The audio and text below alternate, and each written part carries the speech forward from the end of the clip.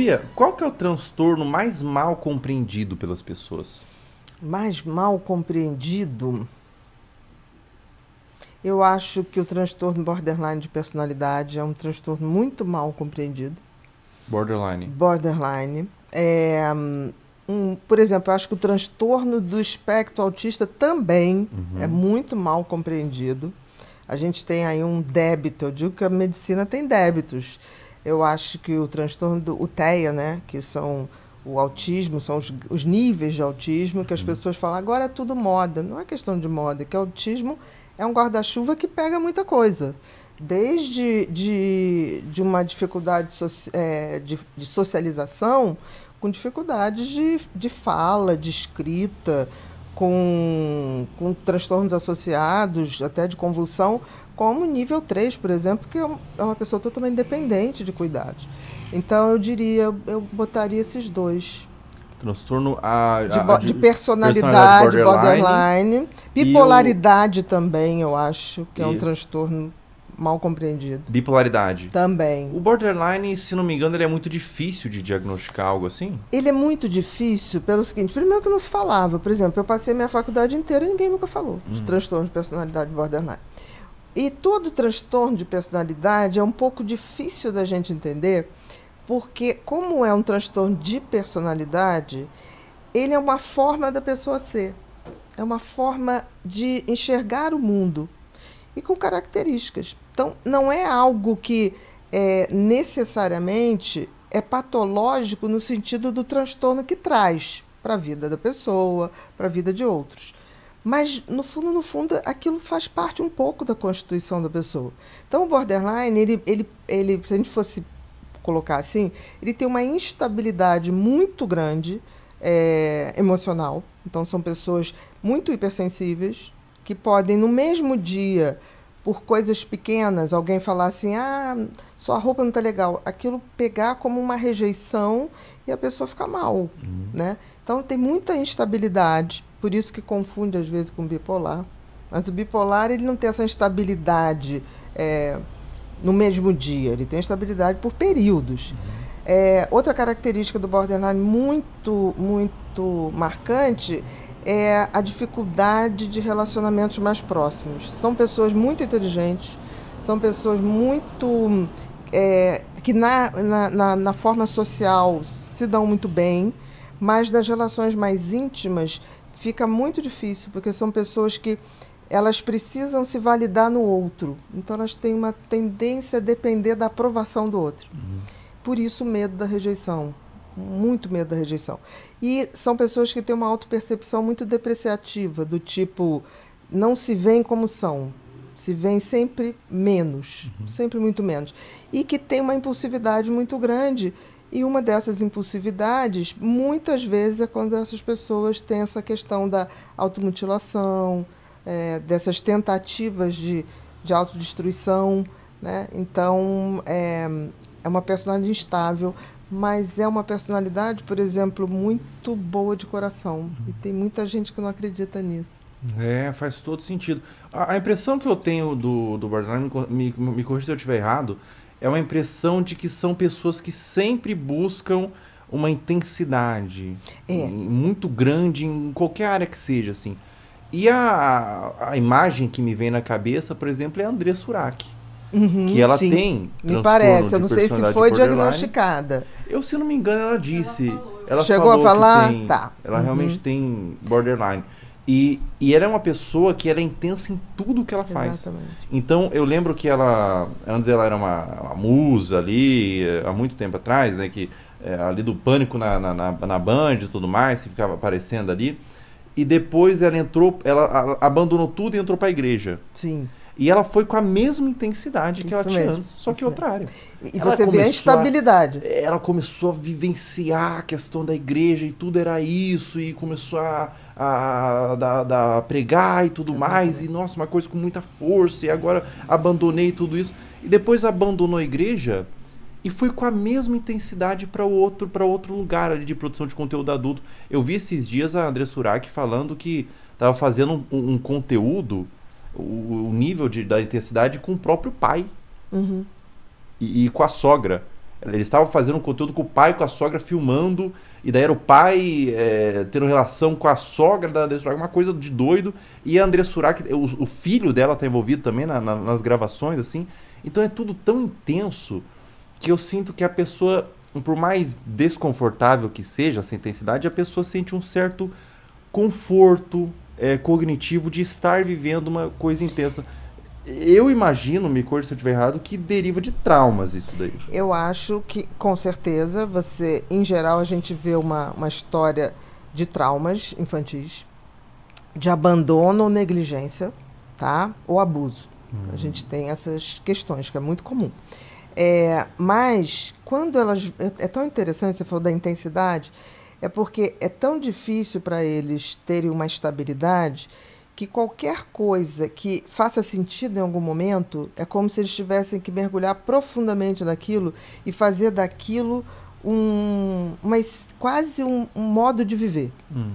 Então, são pessoas que aderem muito facilmente a seitas, a coisas que pra gente a gente fala, nossa, é um exagero. Sim. Mas talvez exatamente por não ter essa sensação de ser uma pessoa inteira, é como se precisasse de algo, ou cognitivamente, ou afetivamente, para existir. Mas é importante a gente falar isso, que isso é o border sem tratamento.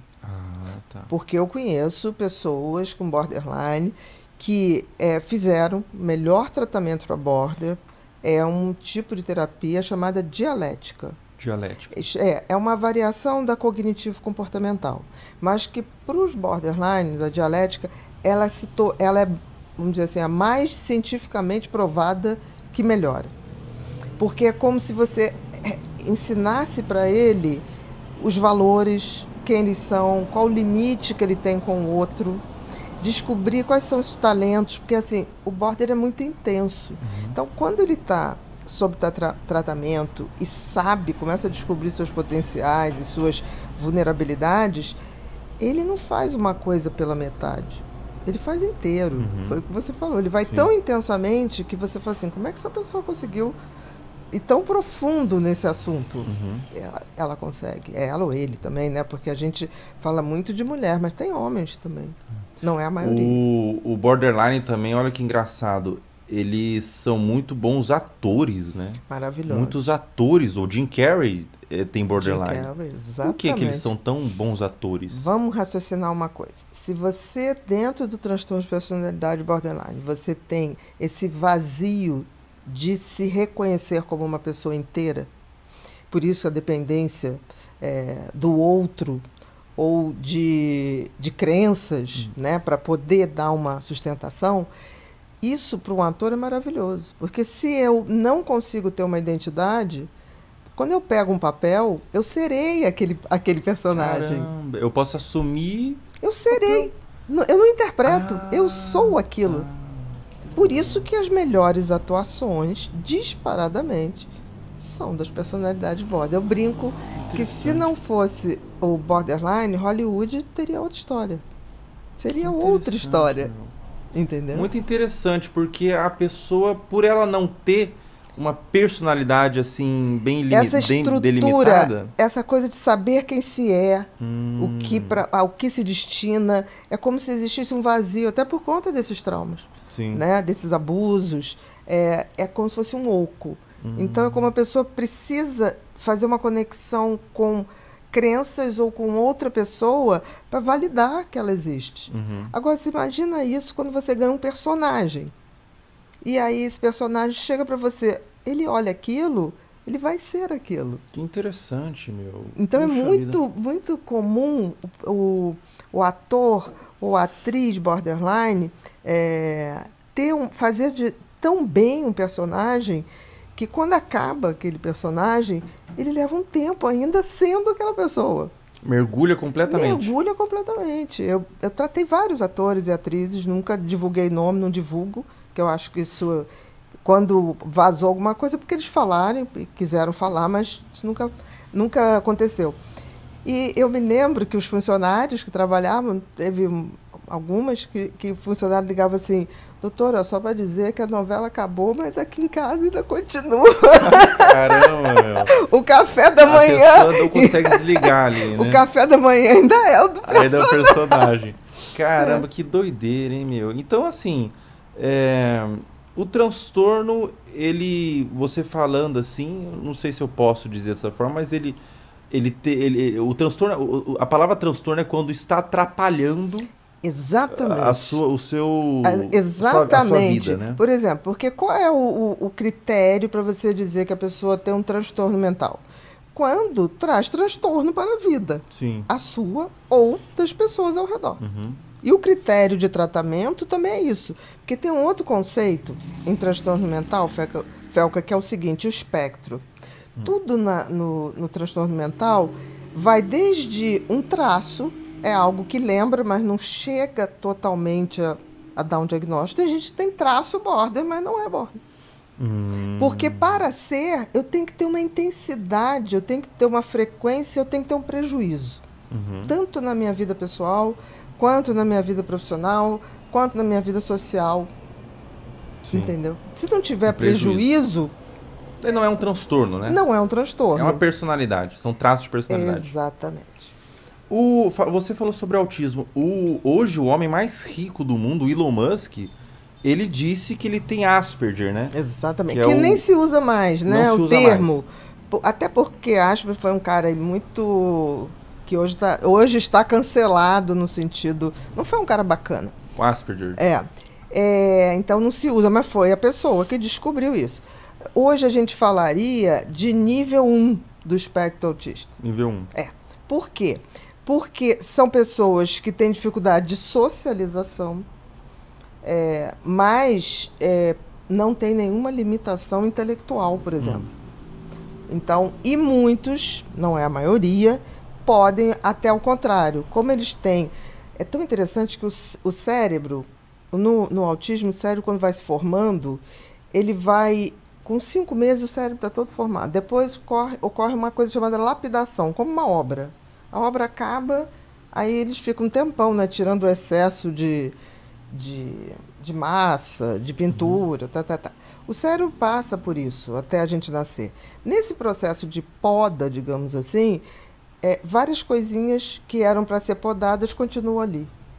Então, esse excesso de material acaba criando uma dificuldade de coordenação das informações. Então, por exemplo, existe uma coisa, para a gente socializar, a gente tem que fazer a leitura do outro. Por exemplo, estou aqui conversando com você. Eu leio a sua face, eu tenho uma noção se você está entendendo o que eu estou falando ou não, se está enfadonho, se eu estou muito rápida. Isso é uma coisa que o cérebro faz automático. O que acontece no autista é que ele leva mais tempo para fazer essa leitura. Essas microexpressões que a gente faz. Não é que ele não faça, ele faz. Mas num tempo que prejudica a interação social dele. É um pouco mais processado ali. Exatamente. A informação. Por isso que a gente vê muitas vezes alguém que está dentro do espectro falar uma mesma coisa e você fala assim, nossa, mas já falou. Aí ele repete aquilo, e a pessoa fala, não, essa pessoa está fazendo isso para me provocar, mas não é. É uma necessidade que eles têm de reafirmar, de organizar aquele pensamento. E também eles têm rituais de segurança, no sentido assim, como eles têm uma hipersensibilidade em relação ao mundo, ao som, ao excesso de barulho, de gente, isso cria muita confusão para eles. Eles levam um tempo, eles precisam, aquela coisa de chegar uma hora ouvir música.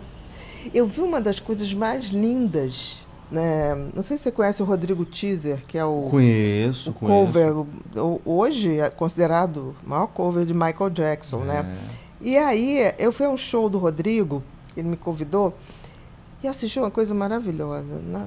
Eu fiquei bem pertinho e tinham várias crianças autistas. Eu identifiquei de cara.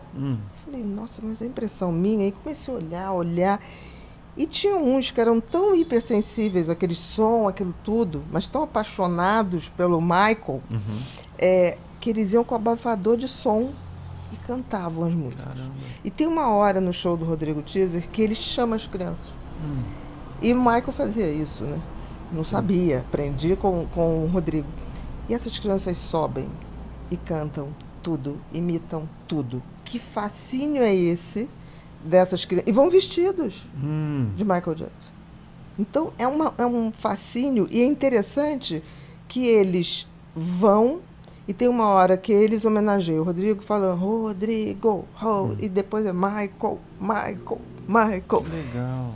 E eu não entendi que fascínio é esse, eu ainda não consegui explicar, mas eu vi isso acontecer. Chega nesse ponto, sabe? Em que ponto que a gente que errou como humanidade. O ser humano é mal por natureza, mas isso é demais, sabe? Mas assim, Felca, ao mesmo tempo, ainda é uma minoria. Eu gosto de falar isso, porque assim, o percentual de psicopatas, o que é a psicopatia? É um transtorno de personalidade no qual o outro é um objeto de uso, seja para poder, para status ou para diversão. Isso é feito sem culpa, sem arrependimento, sem nada. Né? Então, é um transtorno do não sentir. Eu não sinto nada. Se eu não sinto nada em te usar, eu não tenho culpa. E por isso que eles repetem. Porque assim, por que todo psicopata se repete? Porque a memória da gente, ele tem um sensor que quando a gente faz alguma coisa errada, cria um sistema límbico de constrangimento, de mal-estar, para você não repetir. Se eu não tenho esse sistema límbico que detecta o erro, ou o arrependimento, ou o remorso, ou a culpa, eu vou fazer de novo. O psicopata, ele não tem sentimento nenhum? Depende do Como nível, que funciona, né? o sentimento? Porque ele tem o sentimento voltado a ele, o ego, a raiva, a fúria, esse sentimento... Isso sim. Ele não tem o sentimento pelo outro, ele não tem empatia. Nem compaixão, nenhuma. Então, o outro é objeto. Agora, você tem graus. Quando você fala, por exemplo, de um estelionatário, ele tem prazer em dar golpe e contar. E não sei se você já viu um estelionatário que deu golpe, esse golpe de telefone, de sequestro, estou com teu filho, não sei o quê. Ele depois vai para um bar e conta isso do tipo assim, o otário caiu, pediu para cair. Ele realmente acha que... É como se ele se achasse um ser superior. E por ser superior, ele pode fazer isso, porque o outro pede, né? Ele fala muito isso. Pediu para ser otário. Pediu, entendeu? Ele tem orgulho. Ele tem orgulho. Todo psicopata é narcisista, no sentido de se achar. Mas nem todo narcisista é psicopata. É importante falar isso, né? Porque para ser psicopata tem que ser narcisista e perverso. Perverso também. Perverso. Se você não for perverso, você já é mais um narcisista, talvez. A psicopatia exige a perversão. Exige a perversão. Existe o prazer com o se dar mal do outro, e dependendo da gravidade. Por exemplo, um serial killer, né, o prazer dele não é exatamente matar. Ele tem um ritual de tortura, de domínio da vítima. A vítima sofre muito antes de morrer, porque o que dá gozo para o serial killer não é o ato de matar ou eliminar aquela pessoa, é o ato de subjugar e decidir a hora que aquela pessoa deixa de existir. Tanto que o Ted Bundy, que foi durante muito tempo um dos maiores serial killers dos Estados Unidos, hoje já tem outros que passaram, mas durante muito tempo foi o maior. Ele dizia que no tribunal ele falava assim, eu sou Deus. Aí o juiz chegou e falou assim, mas como você é Deus? Ué, eu decido a hora que a pessoa vai morrer. Quem decide a hora da pessoa morrer é Deus. E ele falava isso como se fosse um galã. E o Ted Bundy foi o primeiro, e foi quando a televisão começou a existir. E aí o caso começou a ser televisionado. Ele sacou que ele podia usar a televisão, que hoje seriam as redes sociais, para criar um discurso de que ele era vítima. E ele era um cara bonito na época, pro padrão da época. Você não tem ideia das doações das mulheres para pagar os melhores advogados. Que ele pegava o dinheiro para fazer fugas extraordinárias. Porque ele tirou todos os advogados e depois ele fez a defesa dele. Caramba. Ele é muito interessante a história. Ele era muito inteligente. Cognitivamente, eles são inteligentes, ou seja, eles sabem o que fazem com o que fazem e na hora que fazem. É tudo, não tem um acaso. O pedófilo, por exemplo, quando ele vai pegar uma criança, ele sabe quem é o pai, ele sabe quem é a mãe, ele sabe o horário que a criança chega, a escola que estuda, tudo. O que gosta, o que não gosta. Ele investiga a vida da vítima. Não é nada por acaso. Não é assim, foi ali na esquina. Não, não foi. Então, assim, é calculado. Porque tem gente que fala assim, coitado. Eu já recebi mensagens assim, coitado, mas de repente ele tem um trauma e ele faz isso porque ele não se controla. Um psicopata, ele calcula o que ele faz. É muito calculado. É muito. Ele manipula, calcula e faz direitinho. Não é o acaso. E o sentimento dele, pelo que você me falou, é um sentimento de dominação de mesmo. Poder. Ele não tem prazer sexual, talvez? É um sentimento... Mas não é o sexual como a gente. Ah, é? Não. O prazer que seria parecido com o sexual é o de dominação. É de ver o outro sofrer. Tanto que a maioria de serial killers, eles não... Se a vítima não implora para viver, ele não gosta muito. Ele quer aquela subjugação mesmo. Pelo amor de Deus, não me mata. Aí ele vai torturando, ele vai... E de uma maneira como se fosse um game. É como ganhar um game. É uma cabeça completamente incompreensível, né? Para quem não é. É difícil de compreender. Eu me lembro que Mentes Perigosas